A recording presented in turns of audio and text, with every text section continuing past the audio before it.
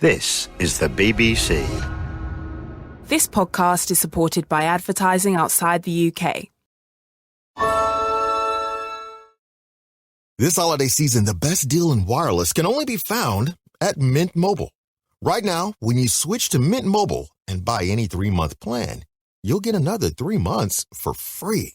As the first company to sell premium wireless service online only, Mint Mobile lets you order and activate from home with eSIM, while saving tons on phone plans starting at just $15 a month. For a limited time, buy any 3-month Mint Mobile plan and get 3 more months free by going to mintmobile.com/save. That's mintmobile.com/save. Cut your wireless bill to $15 a month at mintmobile.com/save.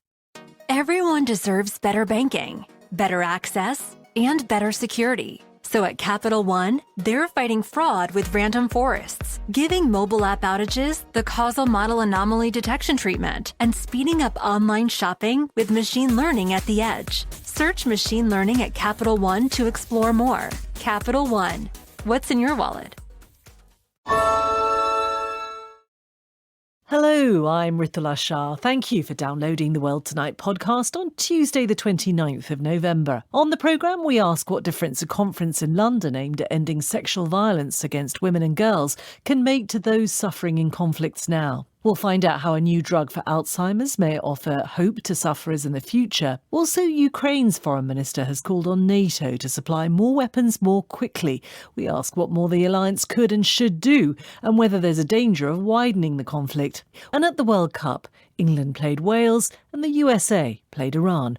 We'll share the sadness of the losers. Ukraine, Iraq, Myanmar, the Democratic Republic of Congo, just some of the recent conflicts where women and girls have detailed their harrowing experiences of rape and sexual violence. The issues being highlighted this week at an international conference organised by the UK government a decade after it held the first one. Among those who've spoken about the appalling impact of such crimes is Elena Zelenska, the First Lady of Ukraine. She's in London and earlier spoke to MPs and peers about the evidence of sexual crimes being committed in Ukraine. Her words are spoken by a translator. We have documented thousands of crimes, including the sexual violence. The youngest girl who was raped by the Russian occupiers was 4 years old. The oldest survivor was 85. These are the victims we know. How many victims we still don't know about? Well, earlier this month, the BBC's Jeremy Bowen travelled to villages on the outskirts of Kherson, an area that had recently been taken back by Ukraine from Russian control. He met Ludmila there, an elderly Ukrainian woman who recounted her experience at the hands of a Russian soldier. And by way of warning, her testimony is disturbing. One night, I heard a very loud knock at my window. I saw a soldier there. When I opened the door, he immediately punched me in the face, knocked out 2 of my teeth, and broke my nose. I was covered with blood. He started beating me in the chest with his rifle butt. He pulled my hair, threw me onto the sofa, and began to strangle me. Then he began to undress me, and after he raped me, he cut my stomach. I said goodbye to my children, my grandchildren, and my great-grandchildren. I never thought I would stay alive. Ludmila's story. At the conference, the Foreign Secretary James Cleverly praised a new declaration signed by more than 50 countries in which they agreed to ensure national laws are in place to prosecute those responsible for sexual violence. Pramila Patten, the UN Special Representative on Sexual Violence in Conflict, I asked her what the UN's role was in all of this. Sexual violence has been used as a tactic of war since the history of war. But it is only in 2008 that we recognized that sexual violence was being used as a tactic of war to instill fear. And basically the paradigm shift is that for the first time, the Security Council saw sexual violence through the eyes of women and girls whose bodies have been part of the battlefield. These crimes are horrific. What you're describing is the UN, in a sense, codifying the offences. But actually, in the time frame that you're discussing or describing, we've seen conflicts play out in many parts of the world.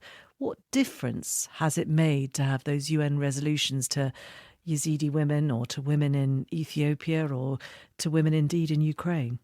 We have had 6 Security Council resolutions specifically on the issue of sexual violence in conflict, making it clear that this is a violation of international humanitarian law with consequences, sending a strong message to perpetrators that it is not cost-free. Survivors, though, might say that these are noble gestures, but ultimately empty words. Nadia Murad, a Yazidi from Iraq who was kidnapped, held as a sex slave by ISIS, has said statements haven't helped rescue Yazidi women and children who remain enslaved by ISIS 8 years after the genocide. I acknowledge that there is still a huge gap between words on paper and the reality on the ground. But I must say that today we are reaching thousands of victims who a decade ago would have been invisible.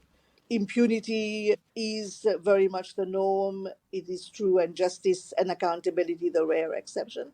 But we are making slow progress. How would you quantify that progress? Are there examples of people who have received justice, who have been protected?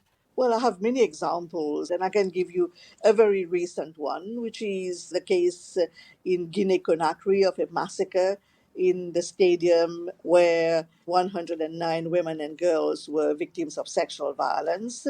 My office has been supporting the Guinean authorities for 13 years, including providing technical support to the panel of investigating judges, to training of magistrates and judges, supporting victims, and working with the International Criminal Court in order to put pressure on the Guinean authorities to organize those trials. Justice is slow, but I think we are making progress. In terms, though, of actually preventing crimes in the kind of conflicts that are playing out as we speak, say in Ukraine, we heard the UK Foreign Secretary James Cleverly yesterday describe sexual violence as morally abhorrent. But Nimco Ali, who's a well-known campaigner against female genital mutilation, has pointed out that to some extent that's missing the point. What's actually needed is to improve the rights of women everywhere, and actually in situations where women are treated more equally, where societies value women and girls, it's much less likely that these crimes will occur.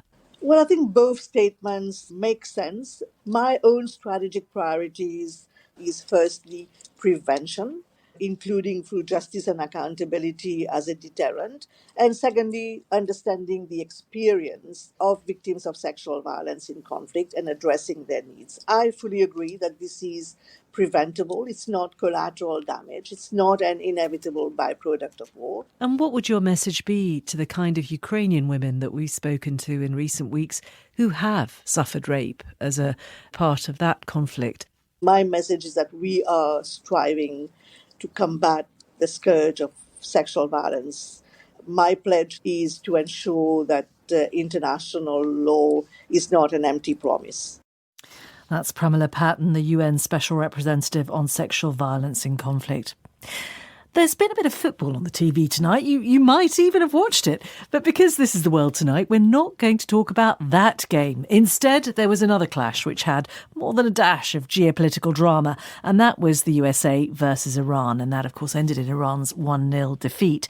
Shehan Sardirazje is an Iranian journalist for BBC Monitoring, and he joins us now. Good evening, Shehan. Good evening.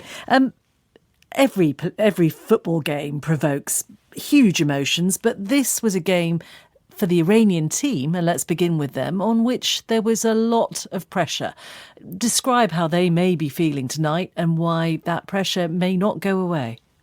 Yeah, I mean, big game for the Iranian national team. Obviously, if they drew or if they won the game against America tonight, they would have qualified for the knockout stage for the first time in Iran's history.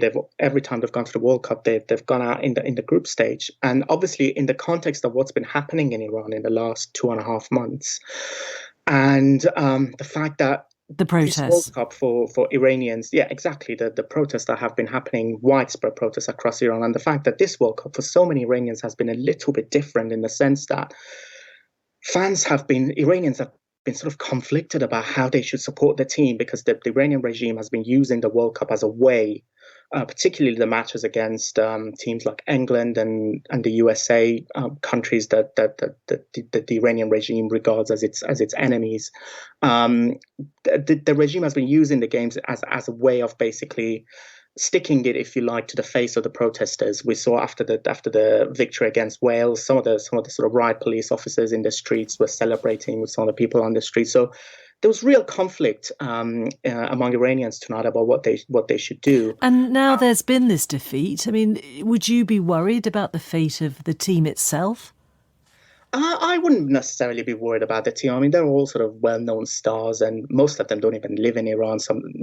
Half of them, I would say, don't even live in Iran. They're playing in Europe. So I wouldn't be necessarily worried about them. Obviously, in the first game, if you remember, they didn't sing the national anthem. In the second game and the third game tonight, they did. That was the reason there was a bit of conflict. I think Iranian protesters expected a little bit more from the players. At the same time, we have to acknowledge that they were under pressure, and at the same time, they represent the entire country. So some of the protesters were supporting the team, some others weren't. I mean, tonight I've seen in some areas after the result, particularly the ones that have suffered very badly under the crackdown from the regime, there was a little bit of I saw scenes of some people cheering and showing signs of happiness. I'm not sure that they were necessarily happy that the Iranian team had lost and been defeated. More like they probably thought something like, if the team defeated America, then there would be, because the regime usually accuses protesters of being basically tools in the hands of America and England and the West, it would have been used against them. So yeah, as I say, like, really sort of people seem to be in two different feelings about how they should react to this. Shayan Sadarizadeh, thank you very much indeed. In a few hours' time, the full results of a worldwide trial of a new drug to treat Alzheimer's will be released. Lecanemab, developed by two pharmaceutical companies, Biogen and Eisai, is said to have demonstrated a small effect on memory decline. That's the first time any drug has done so. There's lots we don't yet know about the drug, and it's likely to be some time before anyone's offered it on the NHS. But in an age when we're constantly hearing about the challenges facing elderly people in need of social care, it does offer a small sliver of hope. I've been speaking to Dr. Susan Kohlhaas from Alzheimer's Research UK and also to Alison Littleford, who's a retired psychotherapist. Her husband, Frank, is 78. He was diagnosed with Alzheimer's disease in February 2020. She explained when she first noticed something was different. It was about 5 or 6 years ago that I began to realise that Frank was forgetting and getting confused about things that normally wouldn't have troubled him at all. And from that time, we began to seek some advice. And he finally got his diagnosis of Alzheimer's disease just before lockdown. And describe how your life has changed since Frank's diagnosis. What have you had to give up? What are you doing differently? When Frank was first diagnosed, I imagined it would be the big things in life that would change, the holidays, the days out. But actually, what I've come to realise is it's the minutiae of everyday events and moments that made the pattern of our life together. And that's what's changed so much. So although he's in the mild to moderate stages of Alzheimer's, so there's many things that he can do, he's lost the ability to remember how to use the coffee machine, remember how to turn the television on and change channels, remembering family names, grandchildren's names, children's names, which is hugely distressing for him. I'm still his partner, I'm still his wife, but I am also his carer. And for you, what kind of difference might it have made if there were treatment options open to Frank? Oh, that would have made a huge difference, because what I see every day is the humiliation and the embarrassment that this once proud, independent man experiences when things keep happening to him every day. Dr. Susan Kohlhaas, there is this drug, lecanemab, which we think may be a breakthrough. Tell us a bit more about it. This is the first treatment that's ever been shown to slow cognitive decline in people with early stage Alzheimer's disease. So it's a real historic moment in dementia research. The drug, lecanemab, showed in this clinical trial, and there was more breaking news to happen overnight, that it had a modest effect, so it could slow cognitive decline by around 27%. The trick will be making sure that the treatment, when it's available, is available to as many people that could benefit as possible. And there are several other drugs in development that take a similar approach, is that right? Yes, this is a class of drugs called the anti-amyloid drugs, and it's targeting the buildup of proteins in the brain called amyloid beta. But I think the difference with this is it removes amyloid very quickly, but also the trial is targeting people very early on who have amyloid buildup, but very early stage symptoms. So it's getting people diagnosed, seen, and treated early that will be key. We heard Alison describe how significant it would have been for them if she and Frank could have had access to such a drug. From the people that you speak to, what sort of difference would it make? I mean, I think this is life-changing, and I think more days where people can be independent, go about their daily lives, spend time with family and friends means everything to somebody living with dementia. Alison, this drug only appears to work in the early stages of the disease. From your experience, was it fairly quick to get diagnosis? Did people take you seriously? It took quite a long time to get a diagnosis, unfortunately. The medical professionals that we saw wanted to rule out other causes first. So Frank was treated for depression for quite a long time before he was referred to the local memory clinic. And indeed he was low in mood and he was depressed because of what was happening to him. So that went on for several months before we eventually got a diagnosis. And Dr. Kohlhaas, just to be clear, this isn't a cure, is it? No, this isn't a cure. This drug in this trial has shown that we can slow cognitive decline, but it does represent the first time that we've been able to do that. So it's a chink in the armor. But just on this point of diagnosis, I think there are still hurdles for this company and this drug to get through before it becomes available to people in the UK. But I think one of the biggest things that we know is that the NHS is not ready to deliver this drug. And that's because services for dementia have not seen the investment. They need to deliver new treatments. And really, we're calling on the government to convene researchers, clinicians, to make sure treatments can be available to anybody who could benefit. Alison, for you and Frank, given where you are now, what would make a big difference to your lives to help you get through what lies ahead? For us, more understanding of the condition, that it's not just about forgetting things, but I think the knowledge that things for people in the future are hopefully going to be better and they won't experience what we and many other thousands of people are experiencing. That's Alison Littleford, whose husband Frank has Alzheimer's. And you also heard from Dr. Susan Kohlhaas from Alzheimer's Research UK. And you can hear more about the new drug tomorrow morning on Radio 4. Professor Sir John Hardy, who's Chair of Molecular Biology of Neurological Disease at UCL, will be on the Today programme at 8:10. A quick reminder, if you want to listen to any of this programme again or previous editions, you can go to BBC Sounds, where you can also download the podcast. The headlines so far on The World tonight: England's footballers are celebrating a 3-0 win over Wales in what's been described as the Battle of Britain at the World Cup. Wales are now out, while England will face Senegal in the last 16. The Royal College of Nursing says up to 100,000 of its members will join 2 strikes in England, Wales and Northern Ireland next month.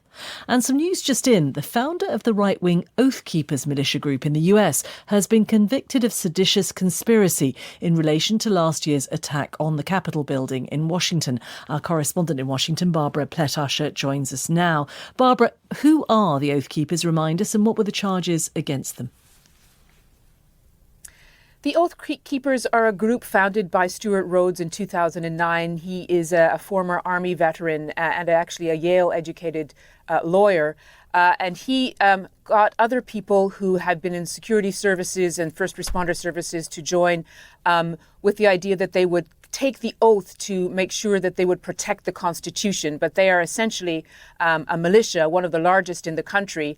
They have said that they have this sort of goal to protect the country, but the government sees them as a threat or as anti-government, and they were very much involved in and around the Capitol riot. And they were accused of a charge called seditious conspiracy, which is that they actually plotted to use force to try to block the transfer of power to President Biden on that day. They didn't just show up at the Capitol and spontaneously take part, that they had been plotting all along. And Mr. Rhodes and one of the other 5 defendants has been found guilty of that charge. And just to be clear then, not all were found guilty. Not all were found guilty of the charge of seditious conspiracy, which is the most serious one and which has a jail sentence of up to 20 years. The others were found guilty on lesser charges. There were quite a lot of other charges, and so it's a bit complex. But this very serious one that was important to the prosecution, it was these 2. Barbara Plett-Usher, thank you very much. Well, the Oath Keepers have been a big part of some of the coverage that we've seen since that day on January the 6th on the Capitol, and the trials exposed the inner workings of the group, perhaps the biggest and the most well-known group in America's anti-government militia movement. The Oath Keepers leader, Stuart Rhodes, now faces up to 20 years in prison for his actions on January the 6th. Meanwhile, his estranged family has been trying to pick up the pieces and escape the militia movement entirely. Mike Wendling's been to northwest Montana to meet his son Dakota, who once supported his father's mission but is now following a very different path.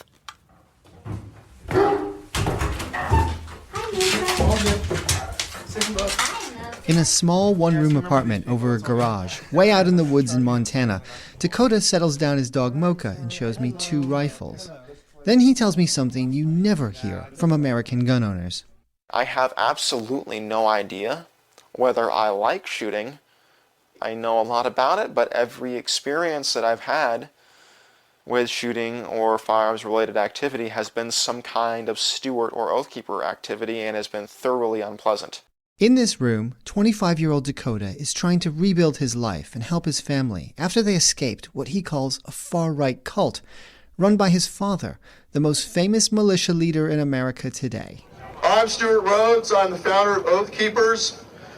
The elder Rhodes founded his militia in 2009 with a speech at the site of the first battle of the American Revolutionary War. So you need to be alert and aware to the reality of how close we are to having our constitutional republic destroyed. American militias are highly armed. They're antagonistic towards government and paranoid about communists and the so-called New World Order. There's nearly 100 militias active in 30 different states. It's tough to be exact about membership rolls, but their supporters number in the thousands. Made up mostly of former military, police, and other first responders, Stuart Rhodes envisioned Oath Keepers as a check on government overreach. Members inserted themselves directly into tense situations, standoffs between government agents and landowners in Nevada and Oregon, and in cities hit by protests and riots. This is Oath Keepers. We're on the ground in Louisville, Kentucky, and we are doing a security operation. And they got wrapped up in the 2020 election and Donald Trump's false claims of election fraud. Oath Keepers came to Washington on January the 6th. Some of them entered the Capitol. Rhodes stood outside, making phone calls and sending messages. The Oath Keepers had stocked dozens of weapons across the Potomac River, waiting for a sign from Trump to start shooting, a sign that never came. Back in Montana, his son Dakota watched the news coverage and remembered the paranoid fever dreams that he was fed while growing up. When people talk about the globalists, the New World Order, the elites, they are talking about this specific belief in a shadowy cabal hiding within big business and government institutions. It was an all-encompassing fear, one that consumed the entire family. Dakota, his mother, and 5 siblings all felt it. Home life was not happy. He would fly into a rage and go on tirades if he felt at all disrespected. So until I was an adult man, I lived absolutely under the thumb of an emotional terrorist. More than 4 years ago, the family fled, as Stuart Rhodes and his militia were going all in on Donald Trump. More Oath Keepers will go on trial later this year, along with members of another far-right group, the Proud Boys. But militia expert Sam Jackson of the University at Albany says anti-government ideas will continue to spread. Even if the Oath Keepers organization somehow ceases to exist, I don't think that changes the overall landscape of anti-government extremism in the United States. There are many other very similar groups that individuals can join, and additionally, many of those who hold different anti-government ideologies never become members of any organization to begin with. They are just supporters of many different organizations. Stuart Rhodes now faces up to 20 years in prison. That report from Mike Wendling. NATO foreign ministers are meeting in Romania and discussing Ukraine. But there's an historic twist to the summit. It was in Bucharest in April 2008 that the US President George W. Bush persuaded his NATO allies to open the door to Ukraine and Georgia. Crucially, it wasn't a firm commitment, just an open-ended promise of membership one day. President Putin, who in those days attended the meetings, made his displeasure plain. 14 years on, Ukraine's living through the 10th month of a war launched by Russia, and the conflict is high on the summit agenda. Today, the alliance said it'll help Ukraine repair damage to its energy network caused by Russian missile strikes, and has also promised to provide Kyiv with more weapons. Estonia's foreign minister, though, has called on NATO to go further and give Ukraine weapons that could reach inside Russian territory. Urmas Rensalu was speaking to the BBC World Service. Our determination should be helping Ukraine to survive, and the most logical, most effective way would be to give Ukraine these capabilities. They would be able to effectively get into these places from where the missiles are launched. All options should be on the table, that we should put no red lines and put Ukrainians also tied on any set of caveats. Well, Kurt Volkers, a former US ambassador to NATO, he described more precisely what the Estonian foreign minister meant. I think there are two things. The first one is the range that the missiles or the artillery shells can fire. The U.S. has until now only given 80-kilometer range, which is fairly short when you consider the distances in Ukraine and where the Ukrainians need to be able to reach to hit Russian forces in their territory. We haven't given beyond that 80-kilometer range yet. We could go as high as 300, and there are some options in between. The second thing that he means is a statement to the Ukrainians: don't use our weapons to fire inside Russian territory. We don't want to see this war widen, so we'll give you these arms to defend yourselves, but don't fire into Russia. I think what the Estonians are saying is forget the range limitations. And also, let's not tell the Ukrainians not to fire into Russia if that's where the Russians are firing at them from. To set against that, though, the Russian President Dmitry Medvedev warned today that the supply of long-range weapons, Patriot missiles, he cited, would be regarded by Moscow as a serious escalation. Yes, it might be. But then again, Russia already is convinced that the U.S. and NATO allies are helping the Ukrainians and, as they put it, extending the war because they'd like to defeat Ukraine quickly. Of course, we should not allow Ukraine to be defeated. We should provide them the means to fight back. And do you think there would be support from NATO membership as a whole for something like this, or might there be reservations about the costs and the implications of taking such a step? The costs, I don't think people are going to be terribly concerned about because it would be the U.S. bearing the brunt of it already and continuing to do so. The implications is whether there is a risk of escalation of the war with Russia and NATO becoming more directly involved in the war.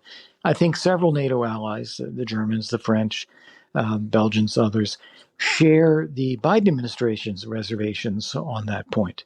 So if the Biden administration is ready to move, I think it can probably do so in concert with those other reluctant allies as well. Do you think there is discussion perhaps at this NATO meeting about fears that this is a conflict that could drag on indefinitely, a war of attrition, and what the consequences of that might be in terms of not only the destruction of Ukraine, but in terms of refugee movements and simply the difficulties of bringing it to a close? The longer it goes on, the worse it is likely to get. And moreover, the longer it goes on, that means Russia has not been defeated, so it will continue to work to regroup and continue to try to attack and take over Ukraine again in the future. So the best solution here is for the United States and the West to lift these restrictions, as the Estonian foreign minister is saying, provide Ukraine the weapons they need in order for the Ukrainians to retake their territory as quickly as possible. And I think the way this war ends ultimately is the Russian people, the Russian elite, realize that it's a losing proposition. They can't actually defeat Ukraine. They can't actually take over the country. They're going to have to accept some kind of peace in the future.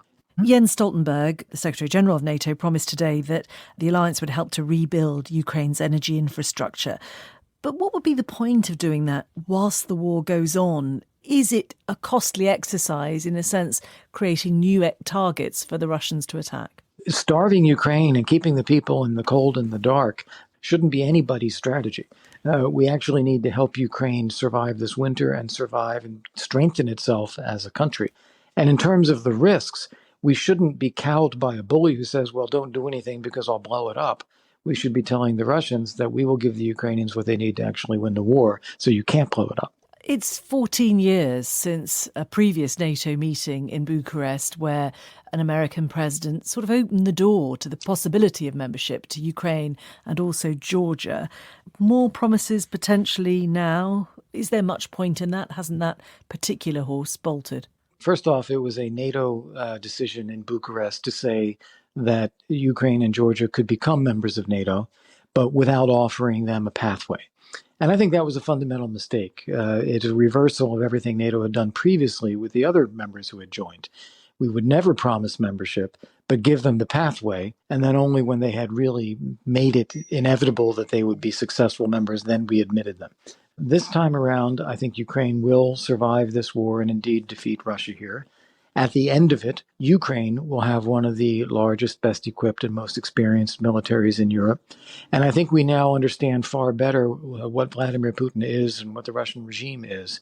So we know that without NATO membership, they'll be tempted to attack again. Kurt Volker, a former US ambassador to NATO. To Belarus now, a country that also knows a thing or two about pressure from Russia, where one of the country's leading opposition figures, Maria Kolesnikova, is, according to her team, in intensive care, having been transferred there from prison, where she's serving 11 years for her role in anti-government protests. Back in 2020, the authorities had tried to forcibly deport her, and she'd resisted, even going to the lengths of ripping up her passport. She was then tried and convicted. In September 2021, she communicated to the BBC via a letter from her cell. A producer voiced up her words of defiance. When I tore up passport, I understood the very serious consequences for me. I knew that if they didn't kill me, they would put me in prison for sure. I've spent the year in the hot and then cold cells, without air or light, without people. But I would do the same again. Maria Kolesnikova's sister is Tatyana Khomich. She left Belarus, and a short while ago she spoke to our colleagues on the World Service from Paris. What information does she have about Maria's condition? So unfortunately, till now, we don't know about her conditions.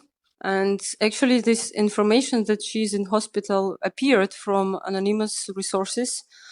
When a lawyer tried actually to visit her today in the penal colony, and he was refused to do that.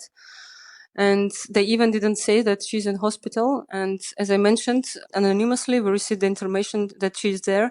And he went directly to the hospital and he got the information that she's there. And there was an operation, there was a surgery yesterday. And now she's in stable condition. But unfortunately, we don't know the diagnosis. How did it happen? What was the reason for that? And during the last week, she was in a punishment cell. It's kind of a solitary confinement in colony because she broke some rules. So lawyer was not able to visit her last week also.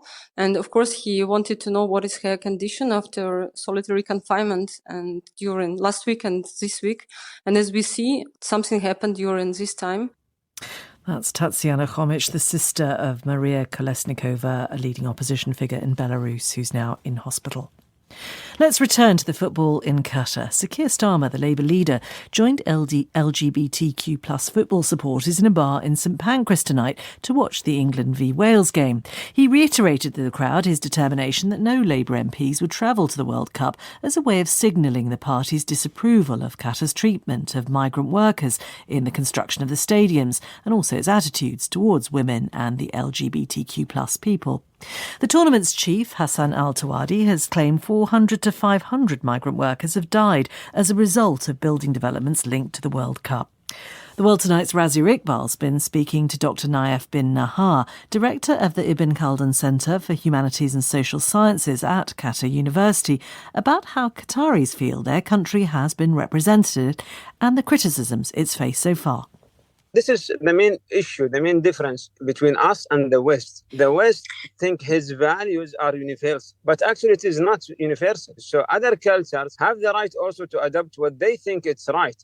Okay, if you do not like our values, this is your right. This is your right to criticize our values, but based on mutual respect, not based on lecturing us what to do and what not to do. And do you think that that is how it is perceived, broadly speaking, that there is an issue of tone and lecturing rather than engagement on a canvas of mutual respect? Absolutely. I haven't seen any politicians in the West asking us why the Qatari society do not accept homosexuality. Well, you know, you have an ally in a former British Prime Minister in Sir Tony Blair, who has commented on the way in which some media organisations and some individuals have commented on Qatari society. And he says it's not sensible to criticise the country and it's not sensible to disrespect the country. They are allies of ours, he says, and they invest a huge amount of money in this country. I wonder if you take some solace from the fact that a former Prime Minister is perhaps taking a more pragmatic view. That's why I don't agree with him. I don't want to defend our culture in this way, that because we have investment in the UK, so has to deal with us in a different way. No. This is not the approach. The approach is that you have to respect other cultures. You have to respect their values, not because they have investment in your country. No, because they have the right to have different values and culture. The other thing, maybe we can see it here in the same area. The criticism about Qatar, we did not hear the same thing about Russia. So many Westerns do not come to Qatar because the lack of human rights. But they were in Russia, while Russia was bombing citizens in Syria, thousands. Nobody talked about that. But they claim that 6,000 workers in Qatar have died for the World Cup, which is not totally true. It's certainly true that there is a figure of 6,500 workers having died in Qatar since the World Cup bid. The Qatari official records show that there were just 37 deaths, but the International Labour Organization says that is an underestimate because Qatar doesn't count deaths from heart attacks and respiratory failure as being work-related. Yes, some conditions are not qualified enough, and we have to address these issues. And Qatar has admitted that there are some conditions are not good, which cause some death. But see, now you make it very clear now. When you say no, some, not 6,000. Or even one person, it's an issue. I agree with that, even one person. But does it really deserve to be in this exaggeration way? I wonder if you feel, now that the World Cup is in its second week, that things have shifted, that there is a focus now, of course, on what's happening on the football pitches, and that the criticisms and the focus on non-football issues has gone away, and what you think the impact of this tournament will be on Qatari relations with the rest of the world. Before the World Cup and in the beginning of it, so many Qataris feel that the World Cup is maybe threatening our identity. We think the opposite now. We are proud of our culture, that we could present our culture in a good way. We could defend our identity, not only Qatar, because when you talk about homosexuality, about alcohol, this is Islamic culture, not only Qatar culture. People, I think, now have forgotten what happened and they are focusing more on football issues. The cultural issue just was in the beginning. That's Dr. Naif bin Nahar from Qatar University. Tonight's closing headline, the World Cup. England are through, Wales are out. That's The World Tonight. I'm Ritula Sha. For now, from me and everyone on the programme, good night. Everyone deserves better banking, better access, and better security. So at Capital One, they're fighting fraud with random forests, giving mobile app outages the causal model anomaly detection treatment, and speeding up online shopping with machine learning at the edge. Search machine learning at Capital One to explore more. Capital One. What's in your wallet? Ever wonder if medicine could heal your people and your bottom line? Wonder no more. Express Scripts by Evernorth saved organizations over $53 billion in 2021 by driving out waste. Learn more at evernorth.com.